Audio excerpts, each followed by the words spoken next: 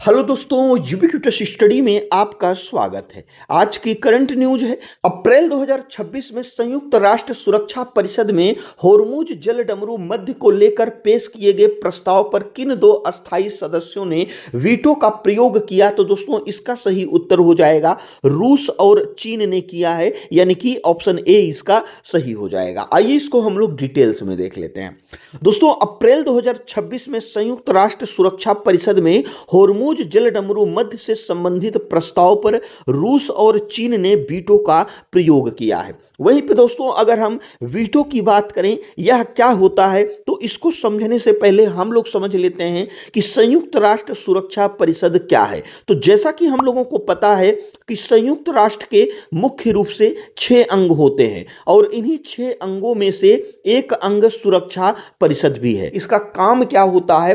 तो दोस्तों दुनिया में जहां भी युद्ध की स्थिति हो उसे रोकना है। इसमें मुख्य रूप से 15 सदस्य होते हैं और इन 15 सदस्यों में से 5 सदस्य अस्थाई होते हैं यानी कि परमानेंट होते हैं और 10 सदस्य अस्थाई होते हैं यानी कि टेम्परेरी होते हैं। और जो इसमें 5 सदस्य अस्थाई होते हैं इन्हीं को यह वीटो पावर दिया गया है। तो वीटो का मतलब अगर हम मोटा मोटा समझें तो अगर इस सुरक्षा परिषद में किसी भी प्रकार का मामला गया है तो इन 15 सदस्यों में से अगर मान के चलिए कि 14 सदस्य उस बिल के समर्थन में हैं, लेकिन एक ऐसा सदस्य है जो इसके विरोध में है और उसको जो है वीटो पावर है, और वह 5 सदस्य कौन कौन से हैं जिनको यह वीटो पावर है? तो इसमें अमेरिका आ जाता है, रूस, चीन, फ्रांस, ब्रिटेन। तो इन 5 देशों में से अगर कोई एक देश भी इस फैसले पर जो है अपनी सहमति नहीं देता है तो वह दोस्तों फैसला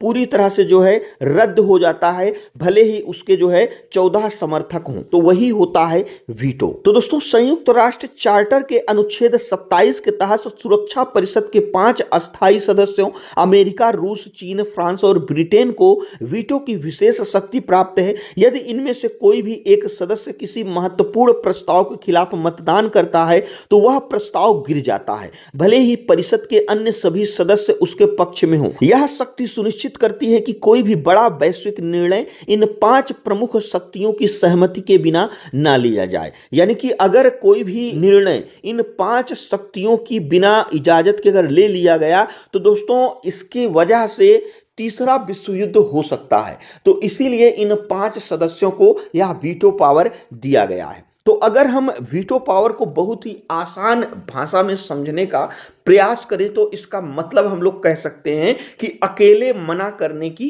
महाशक्ति। कल्पना कीजिए कि एक परिवार के 15 सदस्य मिलकर तय कर रहे हैं कि आज रात के खाने में क्या बनेगा। इनमें से 5 सदस्य ऐसे हैं जिनके पास वीटो पावर है, बाकी 10 लोग और वीटो वाले 4 सदस्य, कुल 14 लोग कहते हैं कि पनीर की सब्जी बनेगी। लेकिन सिर्फ एक वीटो पावर वाला सदस्य कह देता है कि नहीं, पनीर नहीं बनेगा। तो बस अब पनीर नहीं बनेगा, भले ही बाकी 14 लोग पक्ष में हों। उस एक व्यक्ति की ना की कीमत बाकी हां से बड़ी है। तो हम लोग वीटो पावर को समझने के लिए मुख्य रूप से इसको जो है 3 भागों में बांटकर समझते हैं। तो पहले की अगर हम बात करें तो दोस्तों वीटो एक लैटिन शब्द है जिसका अर्थ होता है मैं मना करता हूं। दूसरा है लोकतंत्र से यह अलग है। सामान्य लोकतंत्र में बहुमत यानी कि मेजॉरिटी की जीत होती है।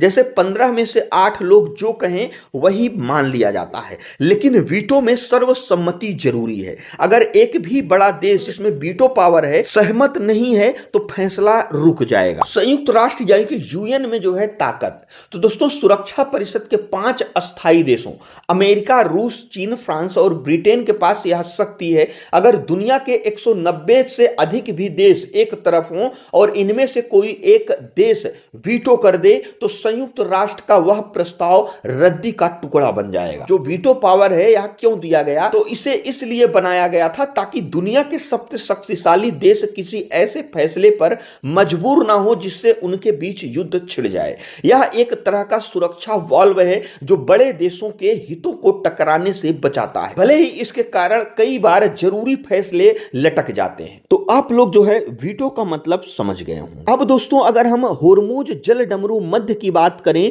तो दोस्तों होर्मुज जल डमरू मध्य दुनिया का सबसे महत्वपूर्ण चोक पॉइंट है, जो फारस की खाड़ी को ओमान की खाड़ी और अरब सागर से जोड़ता है। भौगोलिक रूप से इसके उत्तर में ईरान और दक्षिण में ओमान व संयुक्त अरब अमीरात स्थित है। वैश्विक तेल व्यापार का लगभग 20 से 25% हिस्सा इसी संकरे मार्ग से गुजरता है। तो अगर हम होर्मुज जल डमरू मध्य को जो है समझने का प्रयास करें तो दोस्तों होर्मुज जल डमरू मध्य का ताजा मामला अंतरराष्ट्रीय सुरक्षा और वैश्विक अर्थव्यवस्था से जुड़ा एक गंभीर संकट है। आइए इसे समझने का हम लोग प्रयास करते हैं। तो यह दोस्तों मामला क्या है? तो मार्च 2026 के शुरुआती हफ्तों से ही इस क्षेत्र में तनाव चरम पर पहुंच गया था। मामला मुख्य रूप से ईरान और पश्चिमी देशों विशेषकर अमेरिका और इजराइल के बीच बढ़ते सैन्य टकराव से जुड़ा है। तो होर्मुज जल डमरू मध्य में नाकेबंदी चल रही है, यानी कि ईरान ने इस संकरे समुद्री मार्ग में वाणिज्यिक जहाजों की आवाजाही पर कड़े प्रतिबंध लगा दिए। रिपोर्ट के अनुसार ईरान ने यहां समुद्री सुरंगें बिछाई और ड्रोन के जरिए मालवाहक जहाजों को निशाना बनाया। इससे दोस्तों आर्थिक प्रभाव क्या पड़ रहा है? तो जहां सामान्य दिनों में यहां से रोजाना लगभग 150 जहाज गुजरते थे, अप्रैल 2026 की शुरुआत तक यह संख्या घटकर मात्र 8 से 10 रह गई। चूंकि दुनिया का 20% तेल यहीं से गुजरता है, इसलिए वैश्विक बाजार में कच्चे तेल की कीमतों में भारी उछाल आया है। मानवीय संकट की अगर हम बात करें, ब्रिटेन और विश्व खाद्य कार्यक्रम के अनुसार इस मार्ग के बाधित होने से वैश्विक आर्थिक श्रृंखला टूट गई, जिससे दुनिया के कई हिस्सों में खाद्य संकट का खतरा पैदा हो गया। अगला है कैसा प्रस्ताव लाया गया था, जो दोस्तों रूस और चीन के वीटो के कारण वह कैंसिल हो गया। तो दोस्तों इस संकट को सुलझाने के लिए बहरीन ने खाड़ी देशों सऊदी अरब, यूएई, कतर आदि के सहयोग से संयुक्त राष्ट्र सुरक्षा परिषद में एक मसौदा पेश किया। इसके दो प्रमुख चरण थे। शुरुआत में इस प्रस्ताव में संयुक्त राष्ट्र चार्टर के अध्याय 7 को लागू करने की बात कही गई थी। इसका मतलब था कि अगर ईरान रास्ता नहीं खोलता तो अंतरराष्ट्रीय सेना जरूरी सैन्य बल का प्रयोग कर सकती है। उसके बाद दोस्तों इस प्रस्ताव में कुछ संशोधन किया गया, यानी कि इसको और नरम किया गया, फिर इसको लाया गया। तो इसमें रूस, चीन और फ्रांस के विरोध के बाद प्रस्ताव को बदला गया। जिस प्रस्ताव पर 7 अप्रैल 2026 को वोटिंग हुई, उसमें सैन्य बल की बात हटा दी गई थी। इसमें केवल यह मांग रखी गई कि ईरान जहाजों पर हमले तुरंत रोके, होर्मुज जल डमरू मध्य में नौवहन की स्वतंत्रता बहाल की जाए, सदस्य देश जहाजों की सुरक्षा के लिए केवल रक्षात्मक समन्वय करें। तो इसका नतीजा क्या निकला?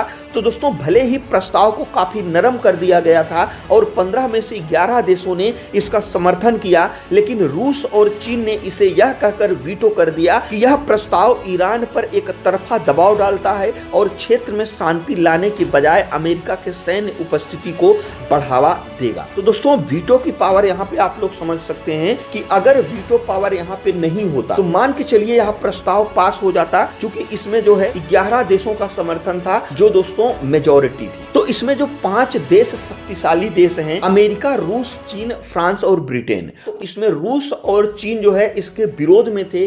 तो दोस्तों इसमें क्या होता है, टकराव बढ़ सकता था और तृतीय विश्व युद्ध की स्थिति आ सकती थी। तो इससे आप लोग जो है वीटो की महत्व को जो है समझ सकते हैं। तो अब हम लोग दोस्तों अप्रैल 2026 का संदर्भ देख लेते हैं, यानी कि अगर इसके संदर्भ में बात करें तो दोस्तों 7 अप्रैल 2026 को बहरीन द्वारा समर्थित एक प्रस्ताव लाया गया था, जिसका उद्देश्य इस जल डमरू मध्य में जहाजों की सुरक्षित आवाजाही सुनिश्चित करना था। रूस और चीन ने इसे पश्चिमी देशों का एक तरफा दृष्टिकोण बताते हुए वीटो कर दिया। उनका तर्क था कि यह प्रस्ताव क्षेत्रीय संप्रभुता को प्रभावित करता है। इस वीटो के कारण वैश्विक ऊर्जा बाजार में अनिश्चितता बढ़ गई है, क्योंकि यह मार्ग बाधित होने से तेल की कीमतों में भारी उछाल आने का खतरा बना रहता है। तो प्रकार से हमारा आज का करंट अफेयर्स था। जो हमारा आज का क्वेश्चन है वह है पीडीआई 2.0 की नवीनतम रिपोर्ट के अनुसार कौन सा राज्य फ्रंट रनर पंचायतों के उच्चतम प्रतिशत के साथ शीर्ष पर रहा? तो इसमें से कौन सा ऑप्शन सही है,